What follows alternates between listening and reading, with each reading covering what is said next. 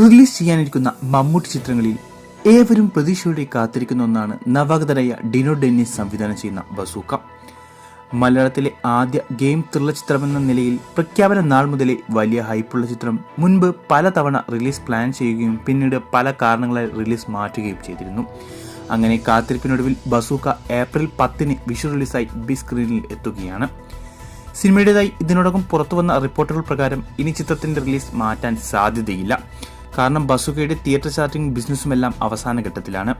വമ്പൻ തുകയ്ക്കാണ് ചിത്രത്തിന്റെ ഡിസ്ട്രിബ്യൂഷൻ റൈറ്റ്സുകളെല്ലാം വിറ്റുപോയിക്കൊണ്ടിരിക്കുന്നത്. പല തിയേറ്ററുകളിലും ചിത്രത്തിന്റെ പോസ്റ്ററുകളും മറ്റും ഇതിനോടകം എത്തിക്കഴിഞ്ഞു. ഇനി ഒരു ഇടിവെട്ടി ട്രെയിലർ കൂടി റിലീസ് ചെയ്യുന്നതോടെ ബസൂക്കയുടെ ഹൈപ്പ് ഇപ്പോൾ ഉള്ളതിനേക്കാൾ ഇരട്ടിയാവും. മാർച്ച് 26 ദുബായിൽ വെച്ച് ട്രെയിലർ ലോഞ്ച് ചെയ്യാനാണ് അണിയർ പ്രവർത്തകർ പ്ലാൻ ചെയ്തിരിക്കുന്നത്. ശേഷം ഏപ്രിൽ 10 വരെ കേരളത്തിലെ പുറത്തെയും എല്ലാ തിയേറ്ററുകളിലും ട്രെയിലർ പ്രദർശിപ്പിക്കുകയും ചെയ്യും. കേരളത്തിൽ ഇതിനോടകം 350 പരം സ്ക്രീനുകളാണ് ബസൂക്കയ്ക്ക് ചാർട്ട് ചെയ്തിരിക്കുന്നത്. വരും ദിവസങ്ങളിൽ കൂടുതൽ സ്ക്രീനുകൾ ആഡാക്കി ഫൈനൽ സ്ക്രീൻ കൗണ്ട് 400 കടക്കുമെന്നാണ് പ്രതീക്ഷ.